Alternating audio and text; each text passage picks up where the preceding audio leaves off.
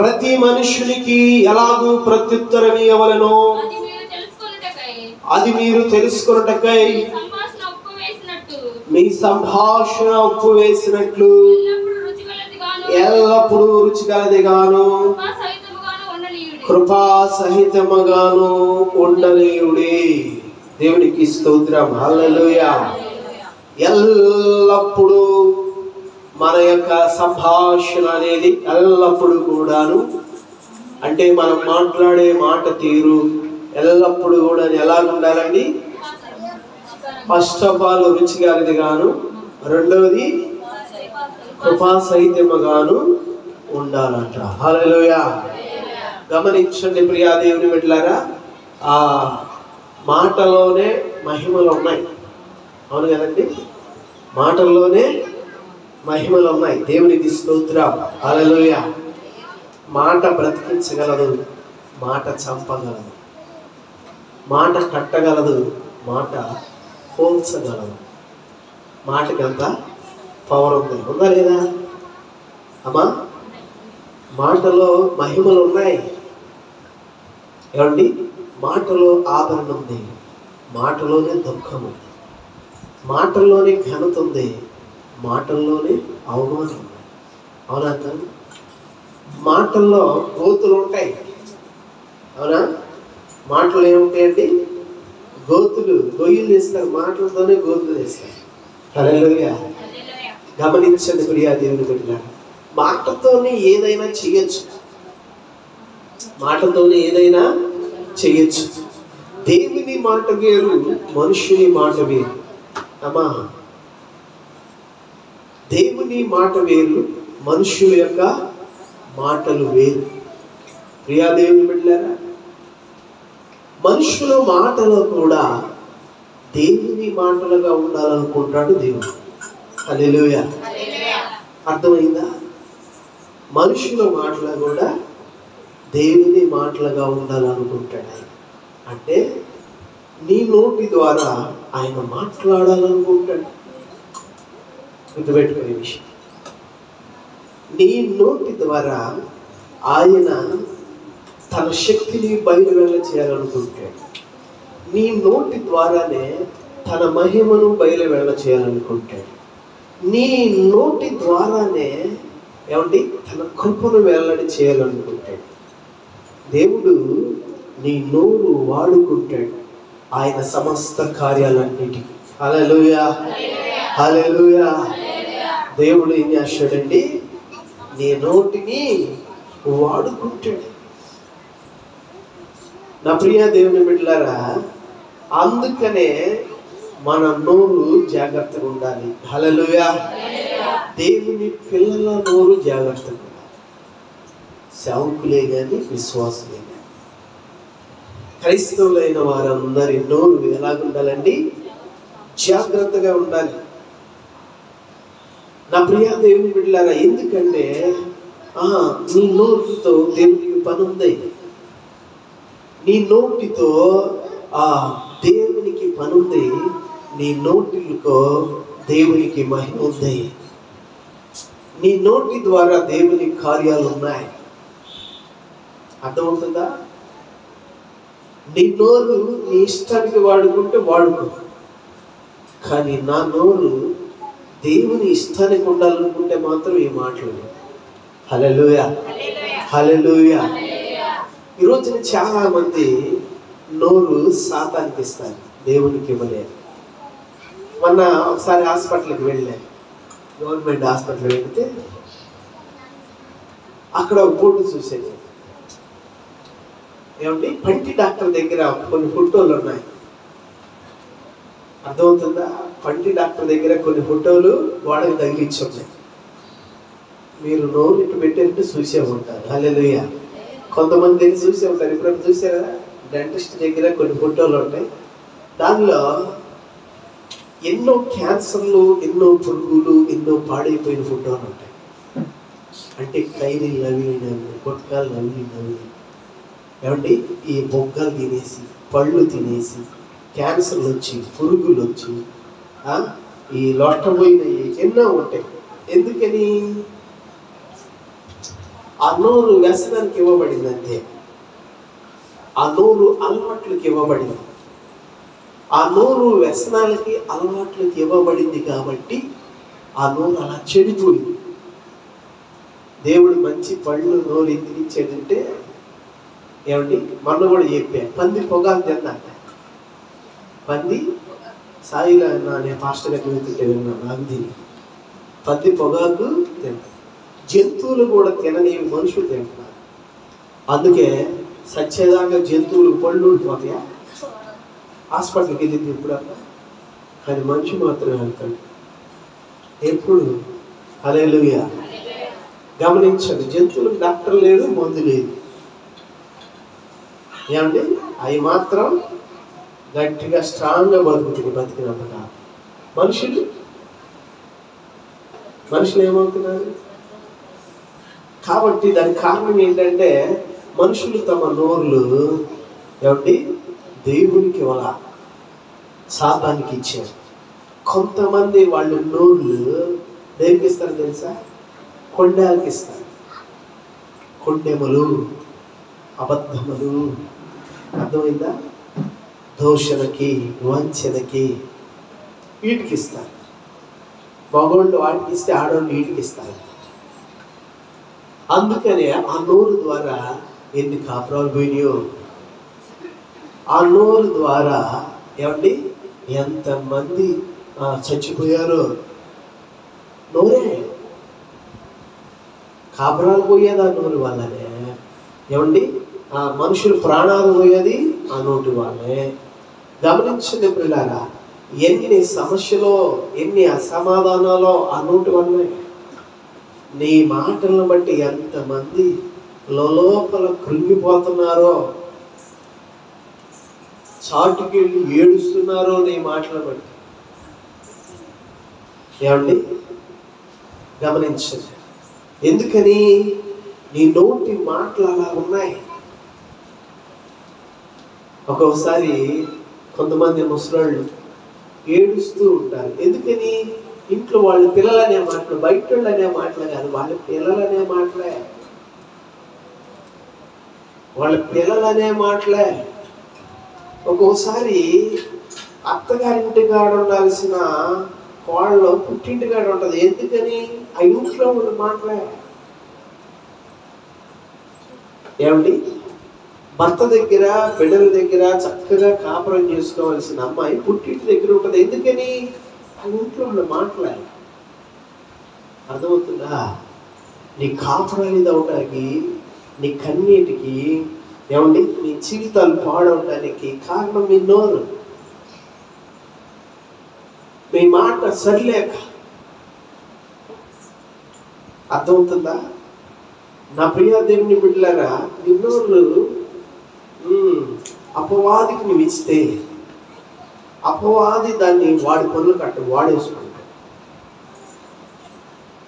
ఇతరుల్ని కించపరచడానికి, ఇతరుల్ని గాయపరచడానికి, ఇతరుల్ని అవమానపరచడానికి, ఇతరుల్ని ఏడిపించడానికి, ఇతరులను పాడు చేయడానికి, ఇతరుల్ని నాశనం చేయడానికి. అర్థమవుతుందా? నా ప్రియ దేవుని బిడ్డలారా, అపవాది వాడుకుంటాడు. నోరు అపవాది వాడుకుంటాడు. ఆల్రెడీ ఇప్పటికే అనేక సందర్భాలు వాడుకుంటున్నాడు నిన్ను. నువ్వు అపవాది చేతిలోనే వాడబడుతున్నావు ఇప్పుడు. అదేమంటే నువ్వేమంటావు తెలుసా? నాకు కోపం ఎక్కువ అండి. అదేమంటే ఇంకేమంటావు తెలుసా? నేను మాట అంటే పడనండి. అదేమంటే ఇంకేమంటావు తెలుసా? ఏమండి నేను అసలుగా ఊరుకోలేనండి, సహించలేనండి. ఇలాంటివి ఎన్నో చెప్తా ఉంటాను.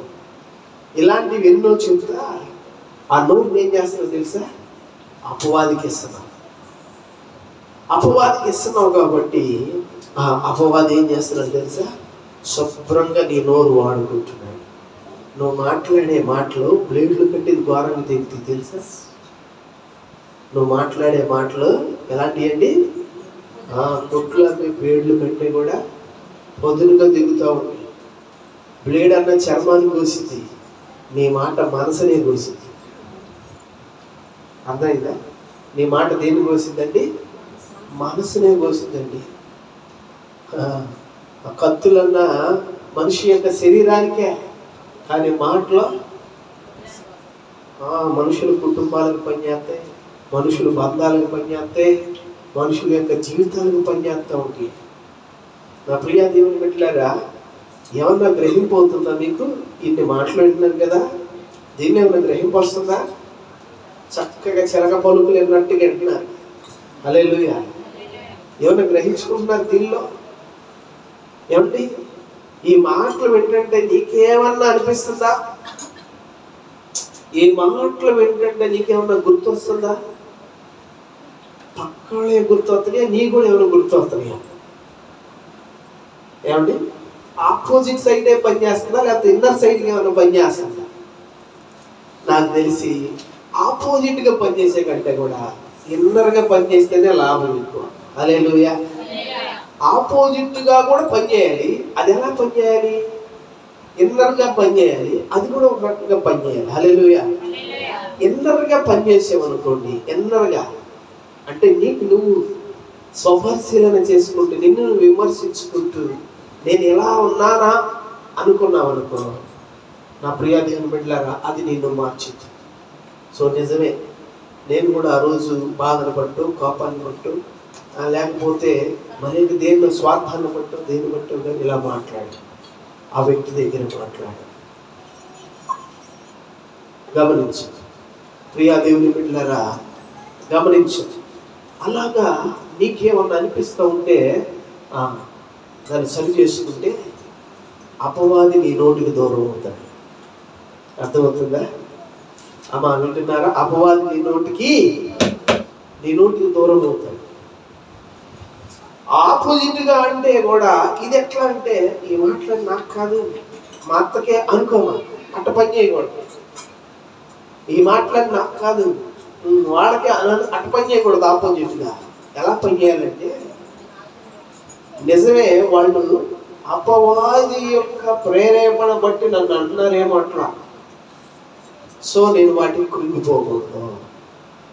తెలుసో తెలియకో, బుద్ధిపూర్వకంగాను బుద్ధి లేకుండాను వాళ్ళు కొన్ని మాటలు అంటున్నారు. కాబట్టి ఆ మాటలను బట్టి నన్ను నేను ఇది చేసుకోకూడదు, బాధపరచుకోకూడదు, కృంగిపోకూడదు.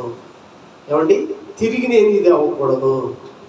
సో ఆ మాటలను బట్టి నేను కొంచెం జాగ్రత్త పడాలి. ఇట్లా ఆపోజిట్ సైడ్ లో కూడా పనిచేస్తే అది నీకు లేదు. అలాగ అప్పుడు నువ్వేమవుతావంటే కృంగిపో. అప్పుడు నీవు ఆపోజిట్ సైడ్ ఫైర్ అవ్వ.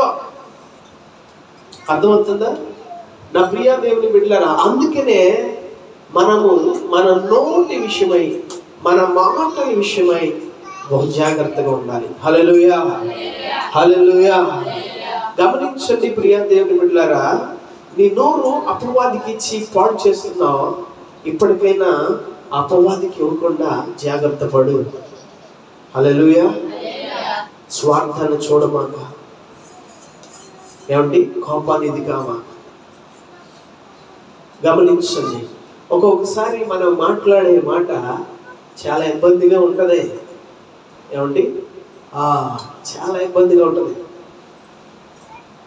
ఒకసారి జగన్రామ్ ఆయన మాట్లాడు, ఆయన కొన్ని తెలిసి తెలియక వాగుతాడు.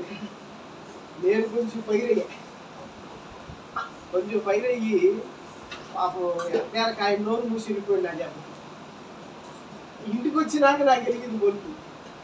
ఆ రోజు నుంచి ఈ రోజు కూడా అది నా మనసులో అట్టాగే ఉంది. నిజమే, ఆ రోజు ఈ రోజు కూడా ఎందుకు నేను అలా మాట్లాడాను ఆయనకంటే తెలియదు. కొన్ని మాట్లాడాను, నేను ఎందుకు అలా మాట్లాడాను.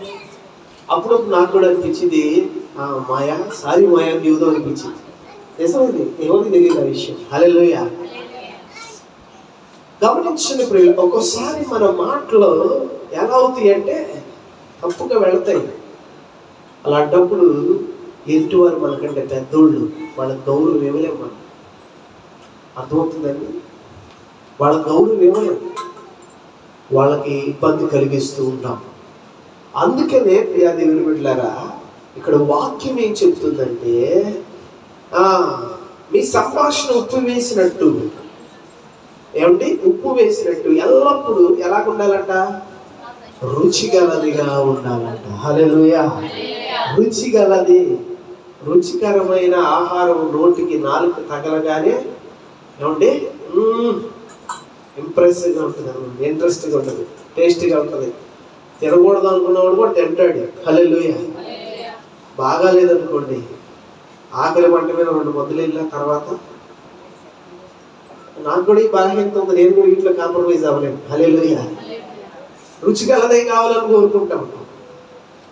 కాబట్టి ప్రియా దేవుని బిడ్డలారా, మన జీవితంలో ప్రతి మాట ఎదుటి వ్యక్తికి ఎలా ఉండాలంటే రుచిగలదిగా ఉండాలి. హల్లెలూయా. ఎల్లప్పుడు ఎలా ఉండాలండి? ఇబ్బంది పెట్టేదిగా ఉండకూడదు, అది బాధపరిచేదిగా ఉండకూడదు, బాధపరిచేదిగా ఉండకూడదు, ఇబ్బంది పెట్టకూడదు, ఇబ్బంది పెట్టకూడదు. ఎప్పుడు కూడాను నీ మాటలు ఎలా ఉండాలంటే, నువ్వు ఎవరితో మాట్లాడుతున్నావు నా ప్రియా దేవుని బిడ్డలారా, వారికి నీ మాట ఎప్పుడు రుచిగలదిగా ఉండాలి. హల్లెలూయా. నీ దగ్గరికి వచ్చి కూర్చోవాలి మనుషులు, అర్థమవుతుందా? నీ దగ్గరికి వచ్చి ఏం చేయాలండి? కూర్చోవాలి. లేదంటే నిన్ను వారి దగ్గరికి పిలుచుకోవాలి. నీ మాటలు వినడానికి వాళ్ళు ఇష్టపడాలి. హల్లెలూయా. నీ మాటలు వినడానికి వాళ్ళు ఇష్టపడాలి. ఎందుకు ఎందుకు ఏమండి చెప్పాలి? ఎందుకు? ఒకసారి నేను 4 యవనస్తుల దగ్గర చూశాను. ఏమండి ఆ యవనస్తులు ఏయో చెప్పుకుంటున్నాను. వాళ్ళ దగ్గరికి నేను వెళ్ళాను. అన్నా నువ్వు మా దగ్గరికి రామాకన్నా, నువ్వు వెళ్ళాను, నువ్వు మా దగ్గరికి రామాకన్నా, నువ్వు వెళ్ళాను అన్నాడు. ఏంటంటే మేమేం మాట్లాడుకుంటున్నావు, నువ్వు వెళ్ళి అంటే వాళ్ళలో ఒకడు మాట్లాడుతున్నాడు, మిగిలిన 3-4 వింటున్నారు. వాళ్ళు ఇదే మంచి కాదు, మంచి అయితే నన్ను రమ్మనే ఉన్నాడు. కొంతమందికి ఏ కావాలి? ఏమండి నీ మాటలు తప్పుడు మాటలు కాకూడదా? అర్థమవుతుందా? నీ మాటలు శరీర సంబంధమైనవిగా ఉంటాయేమో. దయచేసి అలాంటి మాటలకు నువ్వు దూరంగా ఉండాలి. అలాంటి మాటలు నువ్వు మాట్లాడకూడదు. ఆ మాట్లాడే వాళ్ళకి దూరంగా ఉండు. అర్థమవుతుందా? వాటికి కూడా నువ్వు దూరంగా ఉండాలి. హల్లెలూయా. ఈ ఆడవాళ్ళకి కూడా ఈ బలహీనత ఎక్కువ ఉంటుంది అన్నమాట. ఆడవాళ్ళకి కూడా ఈ బలహీనత ఎక్కువ ఉంటుంది. ఎందుకంటే ఆడాడిచేరి ఈ మాటలు చెప్పుకోవడానికి ఇష్టపడతా ఉంటారు. వాళ్ళ గురించి, వీళ్ళ గురించి, దాని గురించి, దీని గురించి ఏదైనా కాస్త మంచి మాటలు చెప్పుకుందాం అన్న దగ్గరికి చేరలేవు. హల్లెలూయా. ఒకసారి ఒక వ్యక్తి నాతో అన్నాడు, అంకమల నాకు తెలిసిన చనిపోయాడు. అంకమల ఆయన ఎప్పుడు మంచిలో ఉండేవాడు. పాపం నేను ఎప్పుడు కలిసినా కానీ నన్ను బాగా రిసీవ్ చేసుకునేవాడు. ఆయనకి బైబిల్ చదివినా, బుక్స్ చదివినా ఏదన్నా ఉంటా కానీ ఆ డౌట్లన్నీ కూడా ఆ రోజు నన్ను అడిగేవాడు. కొన్ని ఒక్కోసారి ఆయనకు కూడా కొన్ని అర్థం కాక ఆవేశంగా అడిగేవాడు. కొన్ని తెలుసుకోవడానికి అడిగేవాడు. ఏదైనా కానీ కొంత సమయం, ఒక అర్ధగంట, గంట ఆయన దగ్గర కూర్చునేవాడిని, ఆయనతో మాట్లాడేవాడు. నేను మాట్లాడినప్పుడు, నేను వెళ్ళినప్పుడల్లా కూడా ఏమండి ఆయన నాకంటే పెద్దోడే కానీ చాలా రెస్పెక్ట్గా ఆ మాటలు తీసుకునేవాడు. బాయ్ చిన్న కోట అనేవాడు. నువ్వు కాసేపు కూర్చుంటే చాలు, నీ మాటల్లో చాలా జ్ఞానం పొందుకోవచ్చు. నువ్వు కాసేపు కూర్చుంటే చాలయా, నీ మాటల్లో చాలా జ్ఞానాన్ని పొందుకోవచ్చు అనేవాడు. గమనించినప్పుడు ఎందుకు ఈ మాటలు చెప్తున్నానంటే, నీవు వెలిగించబడిన వ్యక్తి. నీ నోరు దేవునికి ఇవ్వాలి. ఆ నోరు ద్వారా ఏమండి ఆ మాటలు 10 మందికి రుచికరముగా ఉండాలి. హల్లెలూయా. అవి ఎలా ఉండాలండి? రుచికరమైనవిగానే ఉండాలి. నువ్వు మాట్లాడు. ఎలా మాట్లాడాలి తెలుసా? కృంగి ఉన్న వారిని లేవనెత్తేలా మాట్లాడి, దుఃఖంలో ఉన్న వారిని ఏం చేస్తున్నారా కూర్చోండి ఎత్తిరండి. నీ మాటలు దుఃఖంలో ఉన్న వారిని ఓదార్చాలి. నీ మాటలు గురి తెలియని వారికి, గమ్యం తెలియని వారికి, దిక్కు తోచిన వారికి ఏమండి ఒక మార్గదర్శిగా ఉండాలి. హల్లెలూయా. ఒకసారి నాకు ఏమండి నా చిన్నప్పుడు బాబా వెంకల బాబా తెలిసి బాబా నా చిన్నప్పుడు చెప్పినప్పుడు నన్ను సరిగ్గా ఉండేవాడు కాదు. ఏమండి శుభ్రంగా ఉండేవాడు కాదు. సరిగ్గా ఉండేవాడు కాదంటే శుభ్రంగా ఉండేవాడు కాదు.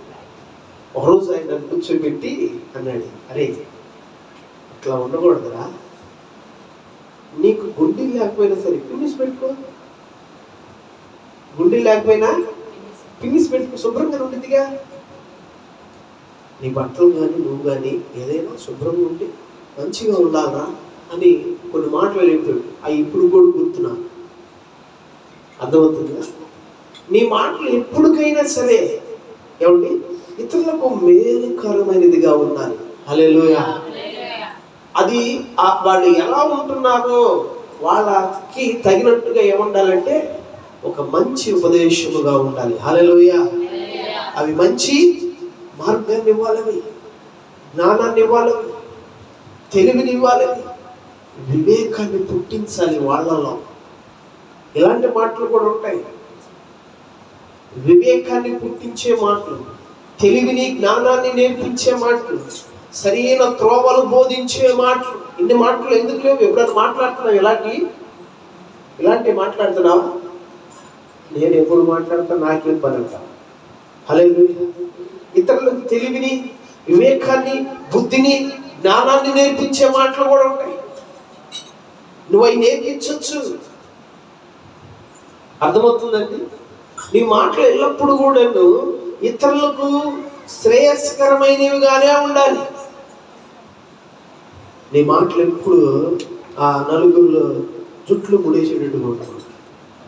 వెనకటి కదా సామెత కదండి, 7 జుట్లు ముడేస్తాడంటే. ఎందుకంటే వాడు మాట్లాడి వెళ్ళాడంటే ఇంట్లో వాళ్ళే ఆ వ్యక్తి ఆడవం కానీ మగోడు కానీ ఆ ఇంట్లోకి వచ్చి లేదంటే ఆ వ్యక్తి దగ్గరికి వచ్చి వెళ్ళాడంటే వాడు వెళ్ళిన క్షణం ఇంట్లో ఏమైంది? అది మా పిల్లలకు అర్థమైంది. గమనించండి ప్రియా దేవుని బిడ్డలారా, పవర్ఫుల్గా అంత పవర్ఫుల్గా పనిచేస్తాయి వాళ్ళ మాటలు. మరి అర్థమవుతుందమ్మా?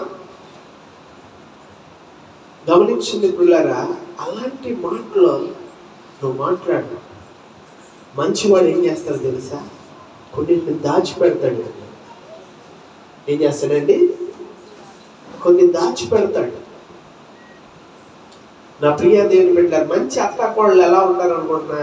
మంచి అత్తాకోడలు ఏమండి భర్త దగ్గర భార్య కొన్ని దాచిపెట్టింది, కొడుకు దగ్గర తల్లి కొన్ని దాచిపెట్టింది. మంచి అత్తాకోడలకు ఉన్న లక్షణాలు.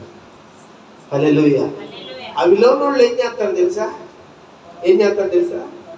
రాగానే ఒకటికి ఇంకొకటి ఈ మాట అన్నామంటే ఆ ఉద్దేశం అది. దానిలో కూడా పరిశోధన చేస్తారండి. తెలుసో తెలియక ఒక మాట వచ్చింది అనుకోండి, కడుపులో దాని ఉద్దేశాలు కూడా ఎదిగి కలిపి చెప్తారు. అంత టాలెంట్ ఉండదు అనుకోండి. అలాంటి పనికి మాలిన టాలెంట్ ఈ మాట. హల్లెలూయా. కొన్ని నా ప్రియమైన దేవుని బిడ్డలారా, నీకు బాధే అవమానకరంగానే ఉండొచ్చు. తెలుసో తెలియక వచ్చింది, కోపంతోనూ బుద్ధిహీనంగా ఏదో వచ్చింది. వాటిని ఏం చేసుకోవాలండి? ఇంట్లో నీ భర్త దగ్గర, నీ కుమారుడి దగ్గర వాటిని కొన్నింటిని దాయాలి. కొన్నింటిని నువ్వు ఎక్స్పోజ్ చేయకూడదు. అప్పుడే ఏమండి నా ప్రియా దేవుని బిడ్డలారా, మీ బంధాలు సక్రంగా శుభ్రంగా ఉంటాయి. హల్లెలూయా. హల్లెలూయా. మీ బంధాలు శుభ్రంగా సక్రంగా మంచిగా ఉంటాయి. మీ కుటుంబాలు మంచిగా ఉంటాయి. ఏమండి చక్కగా కట్టబడతాయి. నా ప్రియా దేవుని బిడ్డలారా, ఈ తోడు వాళ్ళు ఏదో చెప్పిందని ఆ తోడు వాళ్ళు ఇంకేదో చేయకూడదు. ఈ అత్త ఏదో ఉందని ఆ కాళ్ళు ఇచ్చేయకూడదు. అర్థమవుతుందా? నా ప్రియమైన దేవుని బిడ్డలారా, ఒకసారి ఒక తల్లి కూతురికి ఇచ్చిందంట, ఏదో ఇచ్చింది, తీసుకున్నా శుభ్రంగా బాగుంది. అక్కయ్య అమ్మ నాకు ఇది ఇచ్చింది అని చెప్పింది. అంతే. హల్లెలూయా. ఏమో ఫోన్ చేసి అలా చెప్పింది, అక్కయ్య నాకు అమ్మ నాకు ఇది ఇచ్చింది. ఆ అక్కయ్య ఫోన్ చేసింది, ఆ అక్కయ్య ఫోన్ చేసింది. ఏంటి ఆమె నీ ముదురు కూతురా స్టార్ట్ అయింది. హల్లెలూయా. కొన్ని దాయాలండి, కొన్ని చెప్పకూడదు. గమనించండి. అది నీకు ఎప్పుడైతే ఆ జ్ఞానం వస్తుందో అప్పుడే నీ నోరు దేవుని కొరకు మంచిగా వాడబడుద్ది. నీ నోరు వల్ల నీకు క్షేమం ఉంటుంది. అర్థమవుతుందండి? నీ నోరు వల్ల ఇతరులకు కూడా మేలుకరంగా ఉంటుంది. హల్లెలూయా, హల్లెలూయా. కాబట్టి ప్రియా దేవుని బిడ్డలారా, వాక్యం మనకు చెబుతుంది ఎల్లప్పుడూ నువ్వు మాట్లాడుతున్నావు జాగ్రత్త. ఏం మాట్లాడుతున్నావో ఏమండి, మనకందరికీ, మనమందరం మనుషులమే. ఖచ్చితంగా మనకి కూడా కొన్ని బలహీనతలు ఉంటాయి, బాధ ఉంటుంది, గాయం ఉంటుంది, ఒక్కోసారి అతి ఉత్సాహం కూడా ఉంటుంది. కొన్ని మాటలు ఆపుకోలేరు. ఉత్సాహం, అతి ఉత్సాహం, ఈ ఎమోషన్ పనిచేస్తూ ఉంటాయి. నా ప్రియ దేవుని బిడ్డలాగా ఈ ఎమోషన్స్ అన్నింటిని కూడా కంట్రోల్లో పెట్టడం నేర్చుకోవాలి. హల్లెలూయా. ఏమండి, ఎమోషన్స్ అన్ని కూడా ఏం చేయాలండి? కంట్రోల్లో పెట్టుకోండి. కంట్రోల్లో పెట్టుకొని నీ నోరు మంచిగా వాడుకో. హల్లెలూయా, హల్లెలూయా. కృపాసహితముగా, కృపాసహితముగా. ఏమండి, రుచిగలదిగాను కృపాసహితంగాను. నా ప్రియ దేవుని బిడ్డలారా, కృప క్షమించేదిగా, ఏమండి, ప్రేమించేదిగా, ఓర్చుకునేదిగా, ప్రోత్సహించేదిగా, ఆదరించేదిగా, బలపరిచేదిగా నీ మాటలు ఎలా ఉండాలి?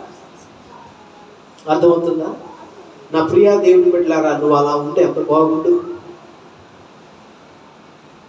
ఒకసారంట నేను ఒక పాస్టర్ గారి దగ్గర ఎంతో కాలంలో విన్నా. ఏమండి, ఒక దేశంలో కరువు వచ్చిందంట. బాగా కరువు, ఒక గ్రామంలో కరువు వచ్చింది. గమనించండి, మాటకున్న పవనం. ఒక పాస్టర్ గారికి వెళ్తుంటే విన్నా. అదే మరి మీరు ఆలోచించారు. కరువు వస్తే అందరూ చచ్చిపోతున్నారు, అందరూ చచ్చిపోతున్నారు. కరువు అంటే సామాన్యమైన కరువు, చచ్చిపోయే కరువు. నీళ్ళు లేదు, ఇక నీళ్ళు, ఆహారం లేదు, చచ్చిపోతున్నారు. ఇలాంటి పరిస్థితి దేశం కానీ దేశం వెళ్ళే పరిస్థితి కూడా లేదు వాళ్ళకి, ఇక చచ్చిపోవడం. ఒక కుటుంబంలో ఒక తండ్రి తన కళ్ళ ముందే పిల్లలు చచ్చిపోవడం ఇష్టం లేక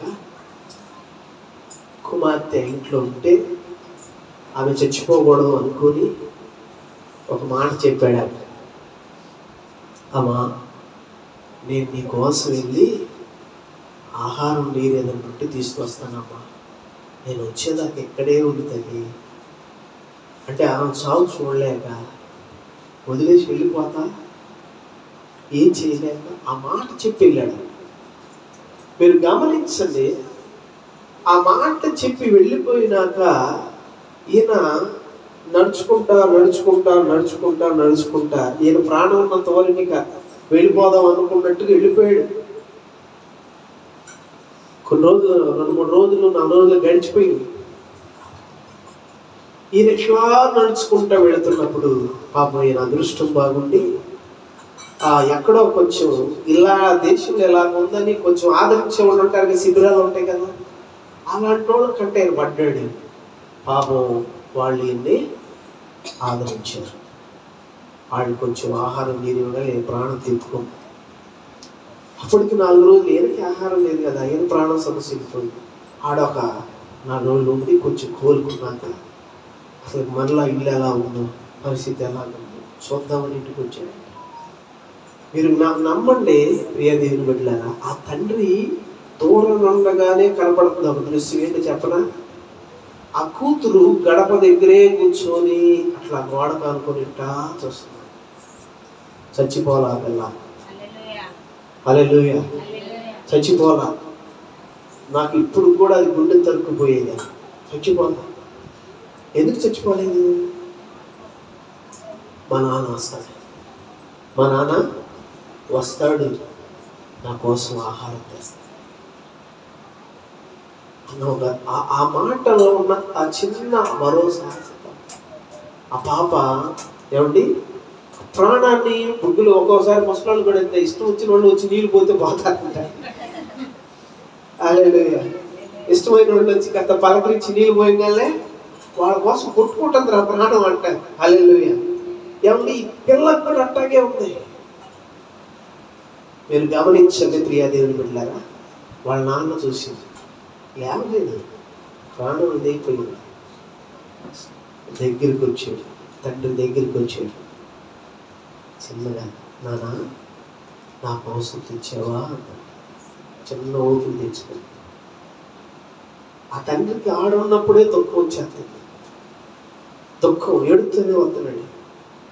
కానీ ఆ తండ్రి ఒక చిన్న తప్పు చేశాడు. అదేంటంటే నా మాట మీదే తన కూతురు ప్రాణాలు నిలబెట్టుకొని ఉందన్న సంగతి ఆయన తెలియలే.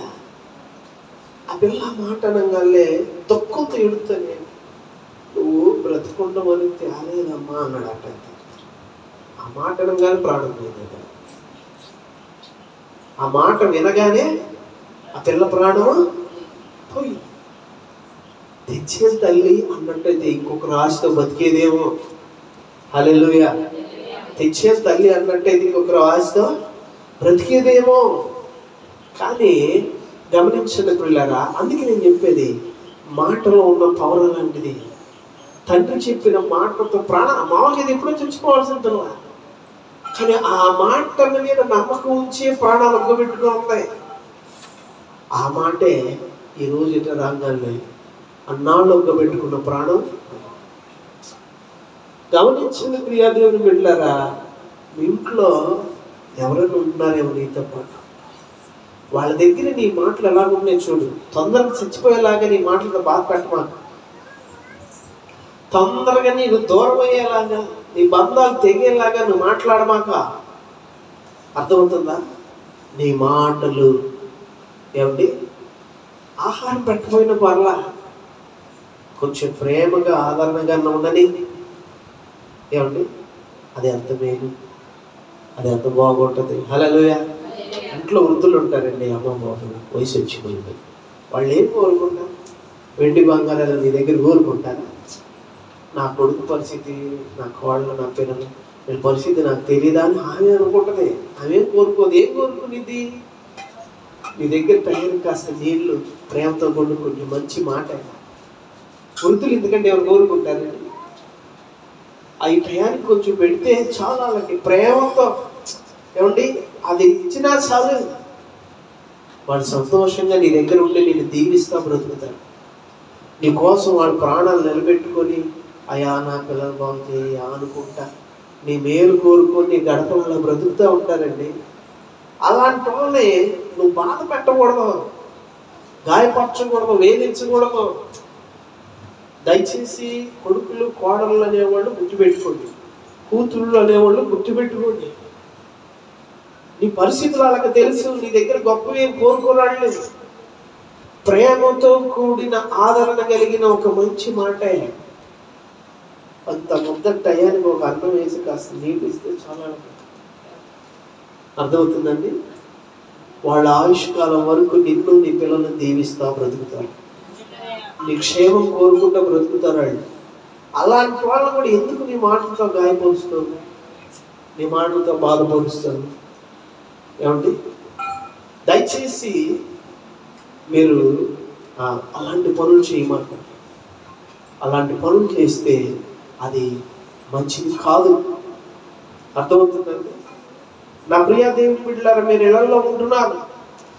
మీ జీవితాలు, మీ కుటుంబాలు, మీ బంధాలు ఎవడో వచ్చి చేసేది కాదు, నీ నోటితో నువ్వు చేసుకునేది.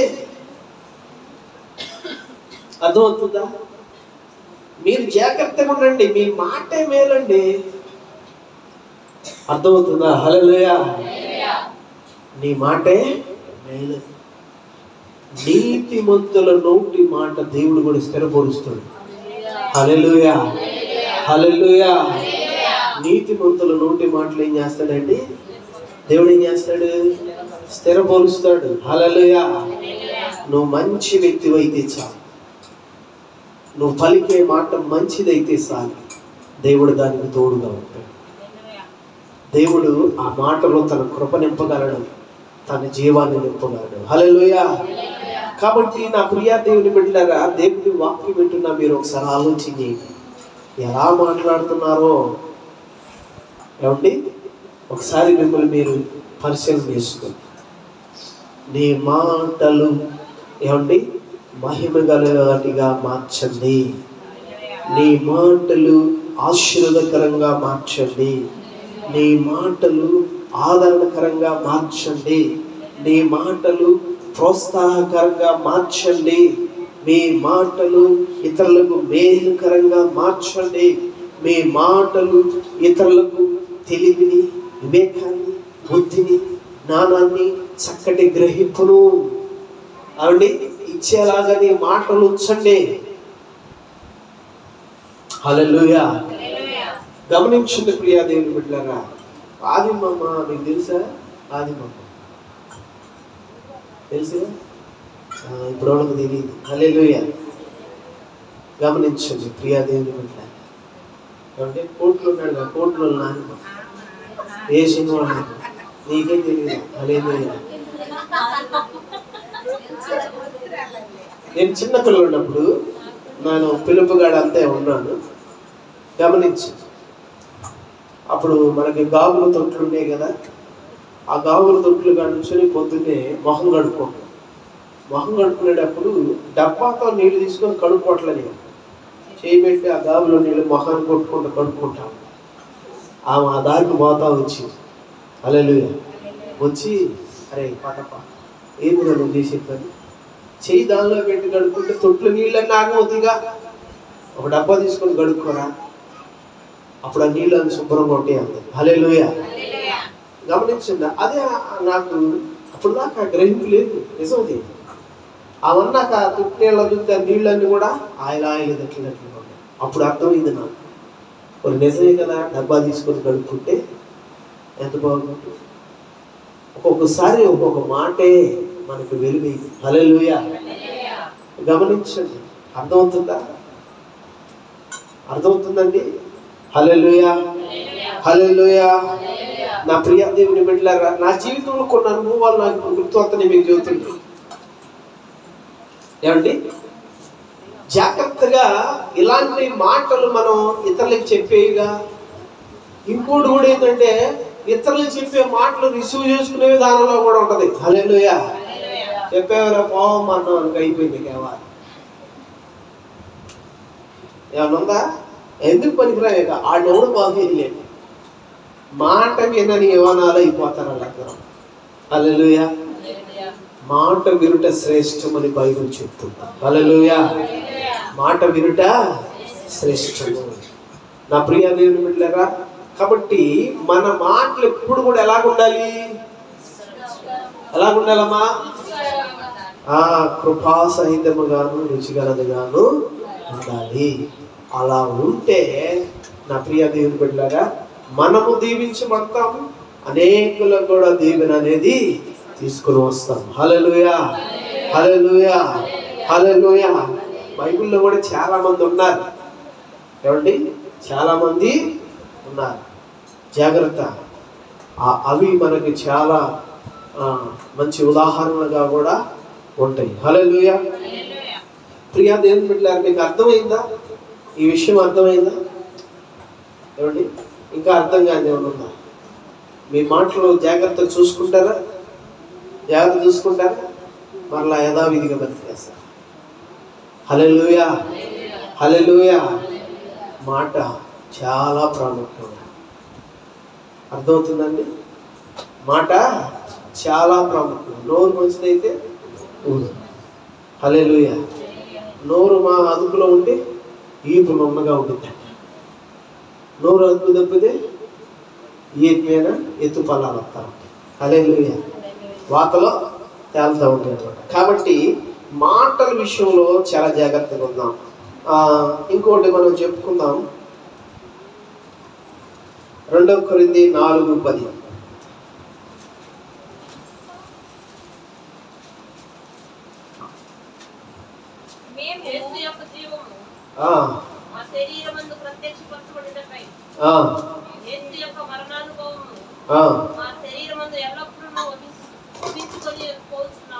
హల్లెలూయా. యేసు యొక్క జీవము మా శరీరమందు ప్రత్యక్షపరచబడుటకై యేసు యొక్క మరణానుభవం మా శరీరమందు ఎల్లప్పుడూ వహించుకొని పోతున్నాము. ఎలా అనగా యేసు యొక్క జీవము కూడా మా మధ్య శరీరమందు ప్రత్యక్షపడినట్లు సజీవమైన మేము ఎల్లప్పుడూ యేసు నిమిత్తము మరణముకు అప్పగించుకుంటున్నాం. ఎల్లప్పుడూ కూడాను వీళ్ళు ఎల్లప్పుడూ కూడాను ఏం చేస్తున్నారట? 2 వచనాల్లో ఆ మాట ఉంది, ఎల్లప్పుడూ యేసు నిమిత్తం మరణమునకు. అమ్మా, దీనిలో ఉన్న ఒక రహస్యం ఏంటంటే, యేసు ప్రభు శ్రమ పడుట ద్వారానే మనుషులందరికీ ఏమొచ్చింది? యేసు ప్రభు శ్రమ పడుట ద్వారా మనుషులందరికీ ఏమొచ్చింది? వచ్చిందా లేదా? ఆయన శ్రమ పడకపోతే వచ్చేదా? శ్రమ పడకపోతే వచ్చేదా? రాదు. హల్లెలూయా. ఆయన శ్రమ పడ్డాడు కాబట్టి ఆ దేహం విరిగి నలిగి ఇదైపోయింది కాబట్టి, ఆ రక్తం చిందించబడింది కాబట్టి, ఆ ప్రాణం అర్పించబడింది కాబట్టి, అది ఒక బలియాగముగా ఇదయ్యి మనుషులందరికీ కూడా ఏమండి అది రక్షణకరంగా పవిత్రంగా మార్చబడి జీవంగా చేయబడింది. హల్లెలూయా. ఆయన పడిన శ్రమలన్నీ కూడా ఏమండి మేలుకరమవుతుంది. హల్లెలూయా. ఇంట్లో కూడా తండ్రి ఏమండి కష్టపడేదంతా కూడా దేని కొరకు? ఆయన శ్రమ పడేదంతా కూడా. తండ్రి శ్రమ పడకపోతే బిడ్డలకు జీవం లేదు. అవునా కదా? తండ్రి శ్రమ పడకపోతే బిడ్డలకి జీవం లేదు. ఒక్కోసారి మా నాన్న అరకెళ్ళి వచ్చినప్పుడు చూసాం, ఈ నేను బొబ్బలు కూడా ఉంటాయి. ఎందుకంటే ఎరకలో దున్ని ఎండాకాలం ఇది ఇప్పుడు చాలా గమనించండి ప్రియాదేవి. ఇప్పటికి కొంతమందికి తల్లిదండ్రులకి ఈ ఆలోచన లేదండి. అర్థమవుతుందా? తల్లిదండ్రుల యొక్క కష్టం బిడ్డలకు జీవం కావట్లా. తల్లిదండ్రులు బిడ్డలకు శాపం అవుతున్నారు. పిల్లలకి ఏం మిగిలిస్తున్నారంటే చాలా బాధలే మిగిలిస్తున్నారు కొంతమంది తల్లిదండ్రులు. అది వేరే సంగతి. కానీ ఒక నిజమైన బాధ్యత కలిగిన తండ్రి తన శ్రమ పడేదంతా కూడా ఏమవుతుంది? తన బిడ్డలకు. శ్రమ పడకపోతే బిడ్డలకి దేవుడు కూడా శ్రమ పడుతుంది. హల్లెలూయా. అందుకే ఇక్కడ పౌలు గారు అంటున్నాడు, ఏలయనగా యేసు యొక్క జీవము కూడా ఈ మధ్య శరీరమందు ప్రత్యక్షపరచబడినట్లు సజీవమైన మేము ఎల్లప్పుడూ యేసు నిమిత్తము మరణానుభవమునకు అప్పగించుకుంటున్నాము. అంటే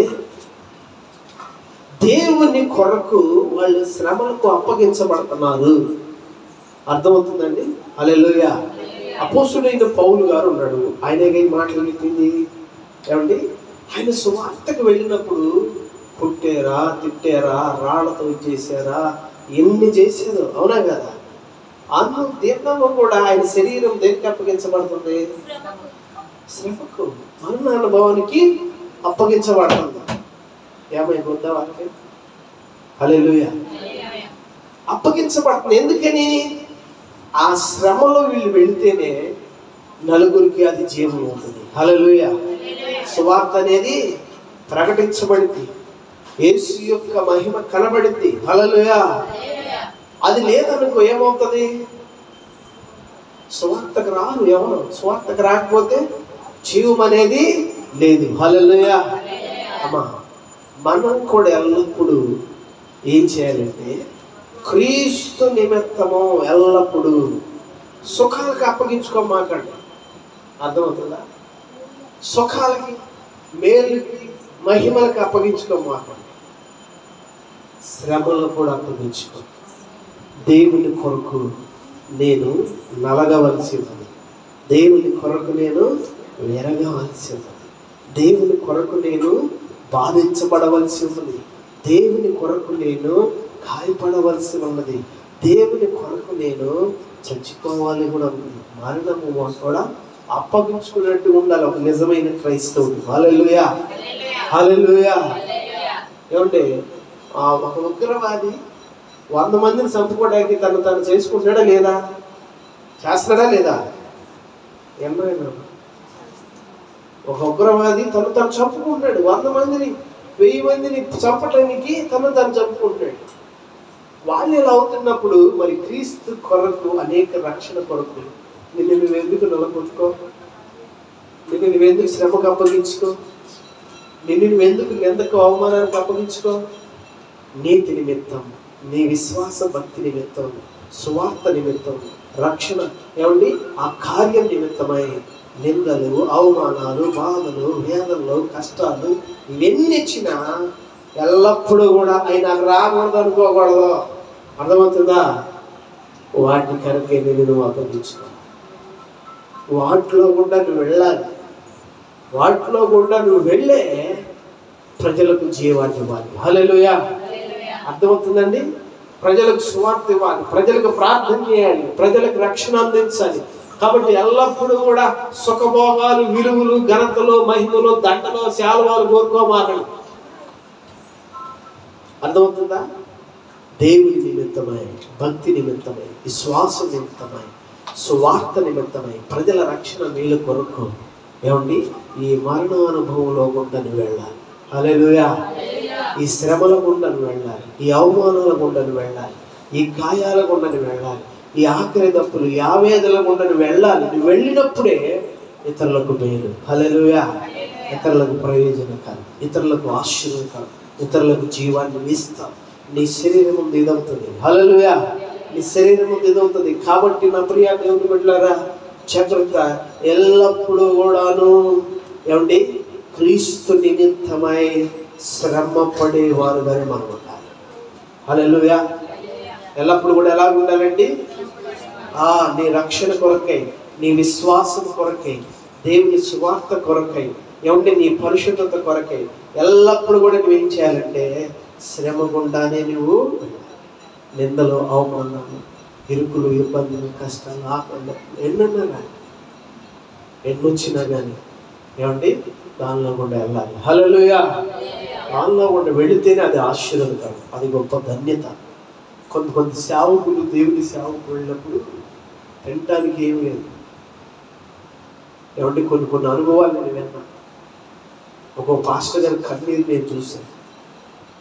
వారి పిల్లలు ఆకలి నాన్న, అన్నం నాన్న, అది నాన్న, ఇది నాన్న అడుగుతుంటే ఏం చేయలేకుండా మేలకుండా కూర్చున్నాను.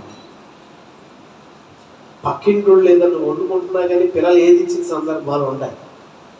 ఏమండి వాళ్ళ దగ్గరికి వెళ్ళి ఆశగా పెడతారు. పిల్లలు పోయి పిల్లలు ఆగరుగా ఎవరు పెడతారేమన్నా చూసిన రోజులు ఉన్నాయంట. ఏమండి గమనించండి. అర్ధరాత్రులు ఒంటరిగా కూర్చొని ఏడ్చుకున్న రోజులు ఉన్నాయంట. హల్లెలూయా. అదే పిల్లలు ఇప్పుడు గొప్ప ప్రయోజకులయ్యి ఆశీర్వాదకరంగా మారారు. హల్లెలూయా. హల్లెలూయా. దేవునిలో మన ప్రయాస ఎక్కడికి కాదు. అర్థమవుతుందండి? మన నిందలు, మన అవమానాలు, మన కష్టాలు అన్నీ కూడా రేపు మహిమకే కారణమవుతాయి. హల్లెలూయా. కాబట్టి శ్రమకు భయపడమాక. దేవునికి స్తోత్రాలు. ఏమంటే నిందకు, అవమానానికి, వేదనకు, గాయానికి భయపడమాక, బాధపడమాక, వెనకడుగేయమాక. దానిలో గుండానే వెళ్ళాలి నువ్వు. అందుకే నువ్వు నేను పిలవబడ్డా. యేసు కూడా దాని కొరకే వచ్చాడు. సంతోషంగా చేసుకుంటూ వెళ్ళిపోయాడు ఆయన. ఏమండి నువ్వు నేను కూడా అది మనకు తగిలిందేనని సంతోషంగా చేసుకుంటూ వెళ్ళిపోవాలి. ఏమండి ఆ మార్గంలో మనం ఎప్పుడైతే వెళ్తామో నా ప్రియ దేవుని బిడ్డలారా, ఎల్లప్పుడూ ప్రతిరోజు కూడా నీలో అనుభవం ఉండాలి. అర్థమవుతుందా? దేవుడిచ్చిన సుఖాన్ని, సౌఖ్యాన్ని అనుభవిస్తున్నాం. దేవుని కొరకై శ్రమను, బాధను కూడా అనుభవించిన తప్ప అన్ని మనకు తగిలి అన్నింటిలో కూడా మనము వెళ్ళవలసిన వారు. హల్లెలూయా. కాబట్టి అదే నాకు కావాలి, ఇది వద్దని అనమాట. అర్థమవుతుందండి? నా ప్రియ దేవుని బిడ్డలారా, దేవుని చిత్తంలో మనం ముందుకు సాగితే ఖచ్చితంగా దేవుడు మనల్ని ఆశీర్వదిస్తాడు. దేవుడు ఈ మాటలు దీవించడం కాక నేనేమిటలేదు నాకు అర్థమైంది.